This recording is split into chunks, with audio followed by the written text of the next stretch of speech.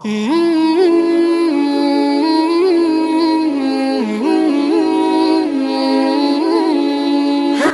puji bagi Allah, Rabb semesta alam.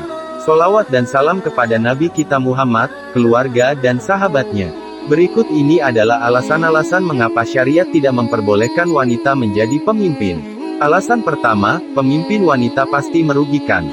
Abu Bakrah berkata, tatkala ada berita sampai kepada Nabi Shallallahu Alaihi Wasallam bahwa bangsa Persia mengangkat putri Kisro, gelar Raja Persia dahulu, menjadi raja, beliau Shallallahu Alaihi Wasallam lantas bersabda, suatu kaum itu tidak akan bahagia apabila mereka menyerahkan kepemimpinan mereka kepada wanita.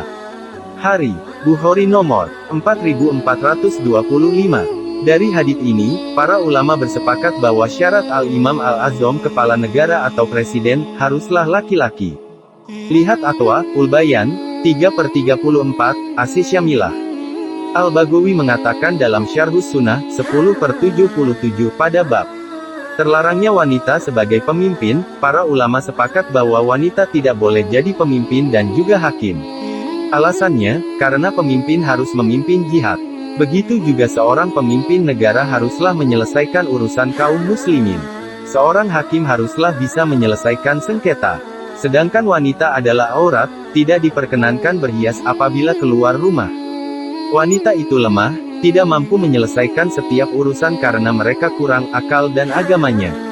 Kepemimpinan dan masalah memutuskan suatu perkara adalah tanggung jawab yang begitu urgen penting. Oleh karena itu yang menyelesaikannya adalah orang yang tidak memiliki kekurangan, seperti wanita, yaitu kaum prialah yang pantas menyelesaikannya. Alasan kedua, wanita kurang akal dan agama. Shallallahu Alaihi Wasallam bersabda, tidaklah aku pernah melihat orang yang kurang akal dan agamanya sehingga dapat menggoyangkan laki-laki yang teguh selain salah satu di antara kalian wahai wanita. Hadis riwayat Bukhari nomor 304. Apa yang dimaksud dengan kurang akal dan agamanya? Ada yang menanyakan kepada Syekh Abdul Aziz bin Abdillah bin Bas, saya seringkali mendengar hadis, wanita itu kurang akal dan agamanya. Dari hadis ini sebagian pria akhirnya menganiaya para wanita. Oleh karena itu wahai Syekh kami memintamu untuk menerangkan makna hadis ini. Adapun makna hadis Rasulullah Shallallahu Alaihi Wasallam. Tidaklah aku pernah melihat orang yang kurang akal dan agamanya sehingga dapat menggoyangkan laki-laki yang teguh selain salah satu di antara kalian wahai wanita. Lalu ada yang menanyakan kepada Rasulullah, wahai Rasulullah, apa yang dimaksud kurang akalnya? Beliau Shallallahu Alaihi Wasallam pun menjawab, bukankah persaksian dua wanita sama dengan satu pria? Ada yang menanyakan lagi, wahai Rasulullah, apa yang dimaksud dengan kurang agamanya? Beliau Shallallahu Alaihi Wasallam pun menjawab, bukankah ketika seorang wanita mengalami haid, dia tidak dapat melaksanakan salat dan tidak dapat berpuasa? Hadis riwayat Bukhari dan Muslim. Jadi, Nabi Shallallahu Alaihi Wasallam menjelaskan bahwa yang dimaksud dengan kurang akalnya adalah dari sisi penjagaan dirinya dan persaksian tidak bisa sendirian, harus bersama wanita lainnya. Inilah kekurangannya, seringkali wanita itu lupa. Akhirnya dia pun sering menambah-nambah dan mengurang-ngurangi dalam persaksiannya. Oleh karena itu, Allah Ta'ala berfirman, dan persaksikanlah dengan dua orang saksi dari orang-orang lelaki di antaramu. Jika tak ada dua orang lelaki, maka boleh seorang lelaki dan dua orang perempuan dari saksi-saksi yang kamu ridai, supaya jika seorang lupa maka yang seorang mengingatkannya.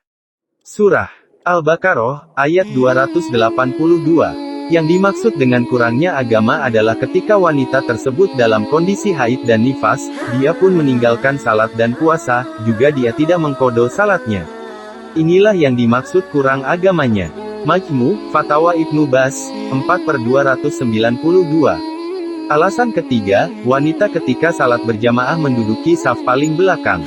Rasulullah Shallallahu Alaihi Wasallam bersabda, sebaik-baik shaf untuk laki-laki adalah paling depan sedangkan paling jeleknya adalah paling belakang, dan sebaik-baik shaf untuk wanita adalah paling belakang sedangkan paling jeleknya adalah paling depan.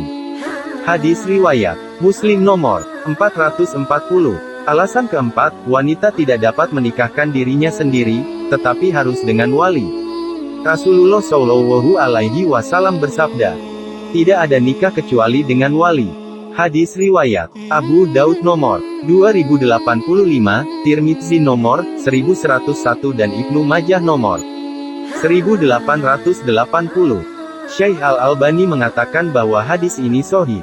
Alasan kelima, wanita menurut tabiatnya cenderung pada kerusakan. Rasulullah Shallallahu Alaihi Wasallam bersabda, "Bersikaplah yang baik terhadap wanita karena sesungguhnya mereka diciptakan dari tulang rusuk. Bagian yang paling bengkok dari tulang rusuk tersebut adalah bagian atasnya. Jika engkau memaksa untuk meluruskan tulang rusuk tadi, maka dia akan patah. Namun, jika kamu membiarkan wanita, ia akan selalu bengkok, maka bersikaplah yang baik terhadap wanita." Hadis riwayat Bukhari nomor 5184. Alasan keenam, wanita mengalami haid, hamil, melahirkan, dan menyusui.